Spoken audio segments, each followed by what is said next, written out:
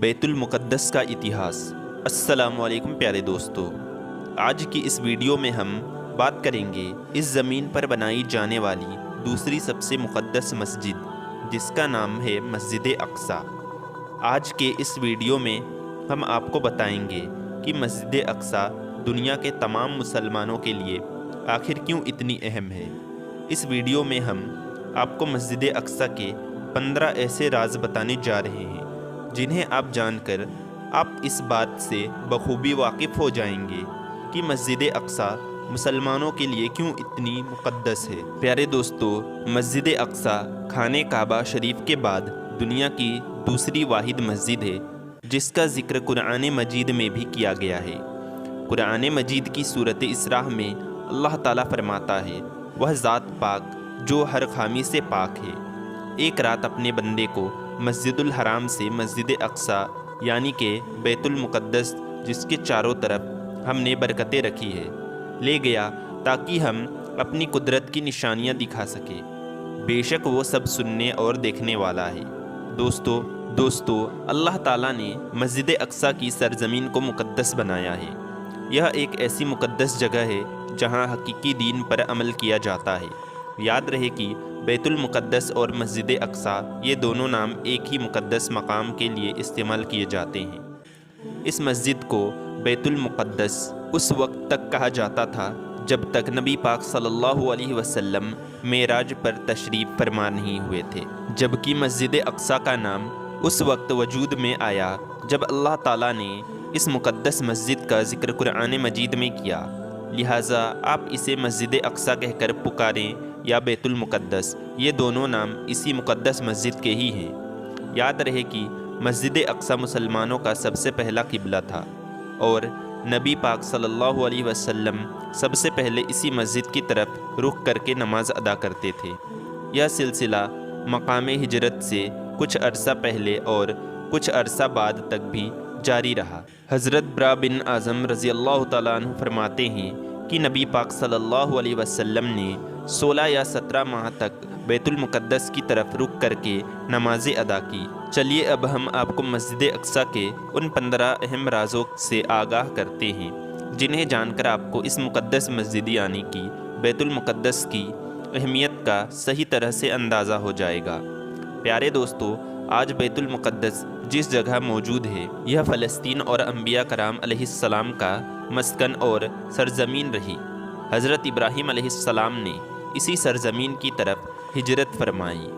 حضرت لوط علیہ السلام کو اللہ پاک نے اس عذاب سے نجات دلائی جو ان کی قوم پر اسی جگہ نازل ہوا تھا۔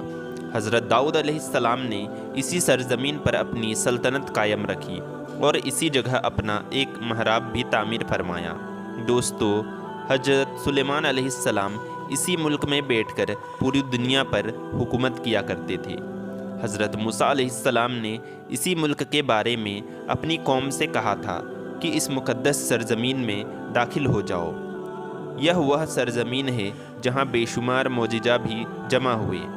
انہی میں سے ایک معجزہ حضرت عیسیٰ علیہ السلام کا بغیر باپ کے پیدا ہونا بھی ہے۔ حضرت محمد صلی اللہ علیہ وسلم معراج کی رات آسمان پر تشریف لے جانے سے پہلے مقام اسی مقدس جگہ یعنی کہ بیت المقدس لائے گئے۔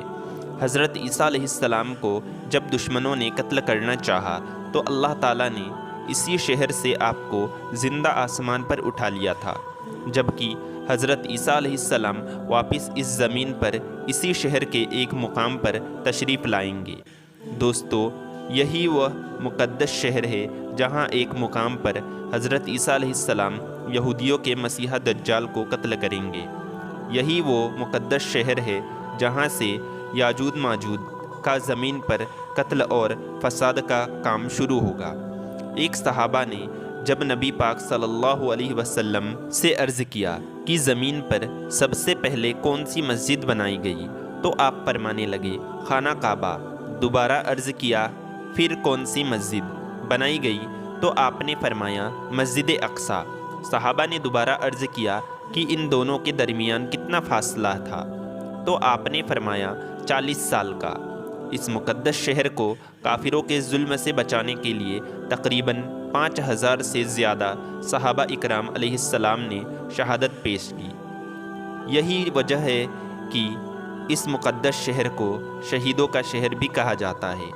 فلسطین کی عظمت کا اندازہ آپ اس بات سے بھی لگا سکتے ہیں کہ یہاں پڑھی جانے والی ہر نماز کا اجر 5 گنا بڑھا کر دیا جاتا ہے۔ ہجرت کے بعد جبرائیل علیہ السلام دوران نماز اللہ پاک کے حکم سے مسجد قبلہ میں نبی پاک صلی اللہ علیہ وسلم کو مسجد اقصی سے مسجد الحرام کی طرف رخ کروائے گئے تھے۔